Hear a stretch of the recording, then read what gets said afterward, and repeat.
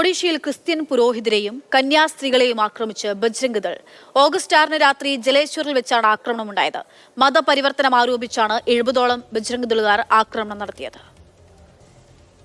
ഒറീസയിലെ ജലേശ്വറിൽ വൈദികരെയും കന്യാസ്ത്രീമാരെയും ആക്രമിക്കപ്പെട്ടിരിക്കുന്നു. അവരുടെ വസ്ത്രം വലിച്ചു കീറുകയും അവരുടെ കയ്യിലുണ്ടായ ബൈബിളുകൾ ഒക്കെ നശിപ്പിക്കുകയും ചെയ്തു എന്നുള്ള വാർത്തയാണ് ആദ്യഘട്ടത്തിൽ കേൾക്കാൻ കഴിയുന്നത്.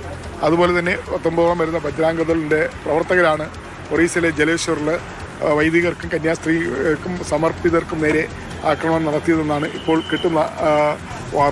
വന്നുകൊണ്ടിരിക്കുന്ന വാർത്ത. വിവരങ്ങളുമായിട്ടുണ്ട് അനൂപ്. വേട്ടയാടൽ തുടരുകയാണ്. ഈ ആക്രമണം എപ്പോഴും ഉണ്ടായത് എന്താണ് വിശദാംശങ്ങൾ?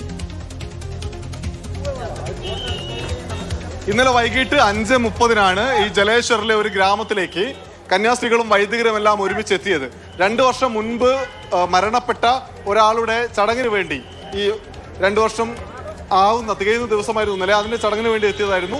ഈ ചടങ്ങുകളെല്ലാം കഴിഞ്ഞ് രാത്രി 8:30 അവർ മടങ്ങിപ്പോകുന്ന സമയത്ത് വൈദികർ സഞ്ചരിച്ച ബൈക്ക് ആദ്യം ബജ്രംഗ് ദൾകാർ ആക്രമിച്ചു. അതിനുശേഷം അവരുടെ ഷർട്ട് വലിച്ചു കീറി, കയ്യിലുണ്ടായിരുന്ന ബൈബിൾ വലിച്ചെറിഞ്ഞു, അവരുടെ ഫോണുകൾ എടുത്തു, അത് കൂടെയുണ്ടായിരുന്ന ആളുകൾ കൊണ്ടുപോയി. മാത്രവുമല്ല, വലിയ തെറിയഭിഷേകം, മതപരിവർത്തനം നടത്താൻ ശ്രമിക്കുന്നതെന്നൊക്കെ ആക്ഷേപിച്ച് വലിയ തോതിൽ ഭീകരാന്തരീക്ഷം അവർ സൃഷ്ടിച്ചു.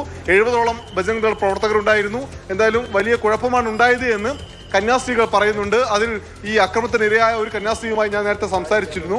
പക്ഷെ അവർക്ക് മാധ്യമങ്ങൾക്ക് മുന്നിൽ സംസാരിക്കാൻ പേടിയുണ്ട്. എന്തായാലും ഈ ഒഡീഷയിൽ കഴിഞ്ഞ 6 മാസത്തിനിടെ തുടർച്ചയായി ഈ ക്രിസ്ത്യൻ സമൂഹത്തിൽപ്പെട്ട ആളുകൾക്കെതിരെ ആക്രമണം ഉണ്ടായിട്ടുണ്ട്. ഛത്തീസ്ഗഡിൽ ഉണ്ടായിട്ടുണ്ട്, മധ്യപ്രദേശിലും യുപിയിലും എല്ലാം ഇതൊരു തുടർക്കഥയാവുന്നതിന്റെ കാഴ്ചയാണ് നമ്മൾ കണ്ടുകൊണ്ടിരിക്കുന്നത്. ഛത്തീസ്ഗഡിൽ തീർന്നിട്ടില്ല, ഇപ്പോൾ ഒഡീഷയിൽ വീണ്ടും തുടങ്ങിയിരിക്കുന്നു. ശരി, അനൂപ് ദാസാണ് വിവരങ്ങൾ നൽകിയത്.